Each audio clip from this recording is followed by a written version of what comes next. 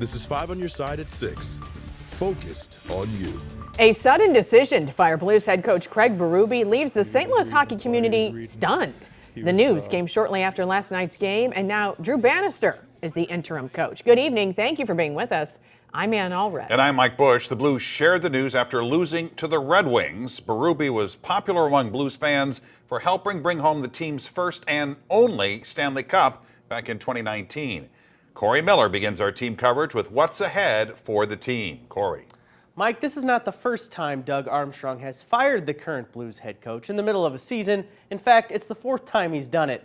But none of those other coaches had won a Stanley Cup or were as beloved as Craig Berube was here in St. Louis. And Armstrong's decision to fire the Chief could end up being the biggest of his career. Now, let's talk about this a little bit more. It's no secret the 13-14-1 Blues have been inconsistent to say the least this season. And in the midst of a 4-game losing streak, Armstrong decided it was time for a change. While maneuvering underperforming players and their contracts around is tricky, firing a coach is often the first thing to happen. And Armstrong said he felt like this was the necessary move. Our power plays at or near the bottom. Our penalty kill is at or near the bottom. And our point total is at or near the bottom. At some point, you have to make changes. The definition of insanity, keep doing the same thing and think things are going to change. And it cost a great man his role on the team because things weren't changing. Drew Bannister is now the interim coach for the Blues. He was previously coaching in the team's AHL affiliate in Springfield. Armstrong said he will conduct an in-depth search before naming a permanent replacement.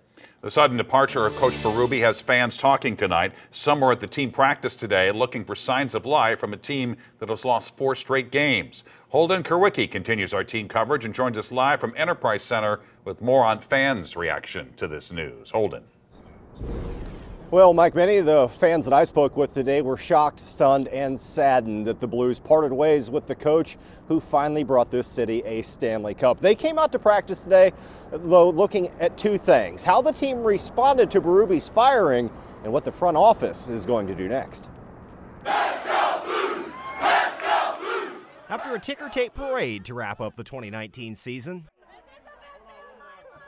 most Blues fans were ready to give head coach Craig Berube a key to the city. He was the one who brought the cup to St. Louis, our very first Stanley Cup. I've been a Blues fan my entire life, and it just meant so much to me and the city, and he's the guy.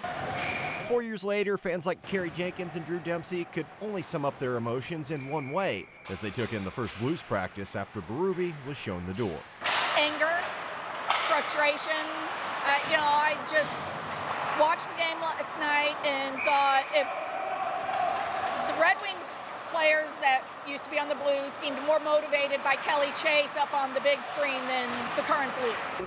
Hopefully we have a new mindset moving forward since the fire Berube.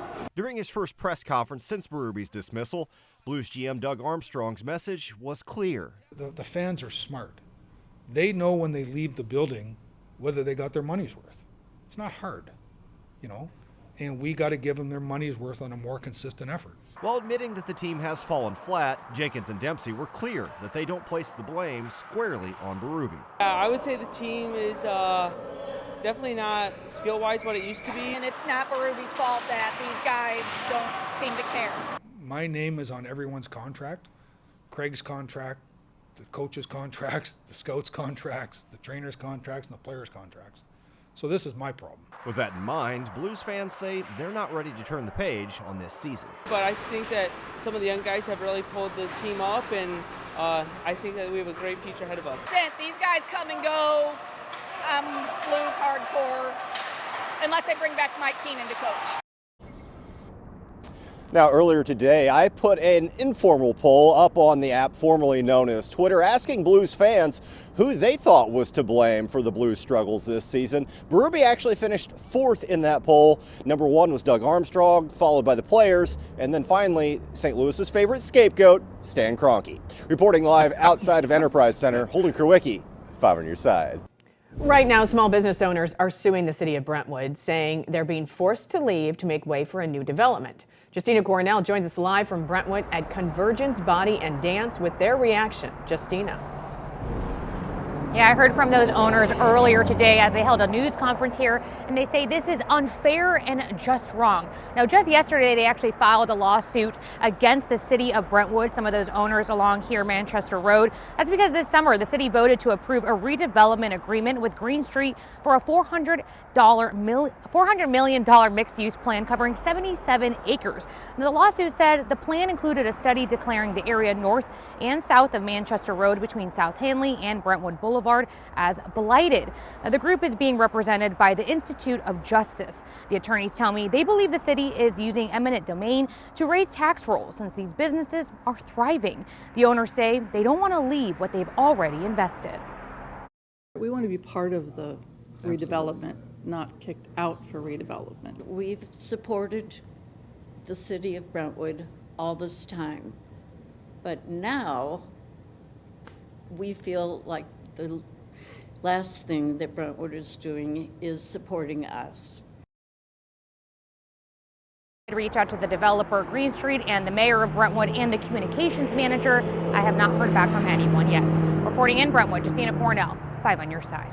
The St. Louis County Council shut down County Executive Sam Page's budget last night, passing their own version instead. The dispute sets up potential for some discomfort in county government as department heads start looking for places to cut.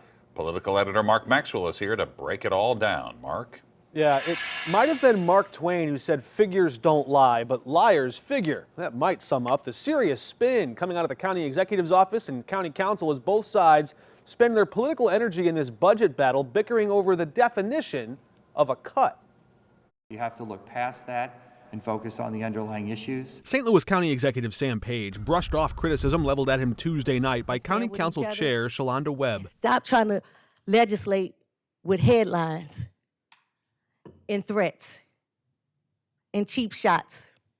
St. Louis County residents don't have time for it. I don't have time for it. The members of this council, most of us don't have time for it because we're trying to move the needle and become sovereign financially in the county. She wasn't thrilled with this letter from Page, which warned the council's budget could harm specific projects in her North County district. The council has identified which departments to cut, and I sent a letter outlining the impact of those cuts. Republicans on the council noted Page's definition of cuts were coming from his wish list, not from the prior year's authorized spending levels. So to say that we are proposing to cut spending is factually incorrect. We just aren't increasing it as much as the county executive asked us to. Democrat Rita Hurd Days echoed that sentiment Wednesday afternoon, saying these were not cuts. This was money they never had. Sometimes we find new sources of revenue that we didn't expect. The county is expecting another $5 million boost from marijuana sales taxes next year, but that won't be nearly enough to fill the $40 million budget hole. In the end, we need to match revenues with expenditures and make some tough decisions, and we're in this together, and we're going to keep talking. Politicians are going to keep talking. So what about Page's warnings about the impact of those painful cuts? Will he carry those out or was he just bluffing? Now his office says he'll leave those specifics and final decisions to department heads. Respiratory viruses are on the rise again. The area healthcare facilities now asking people to mask up. And we are tracking a weather system for the weekend, but tonight skies remain mostly clear. You'll want to look up to see the Geminid meteor shower.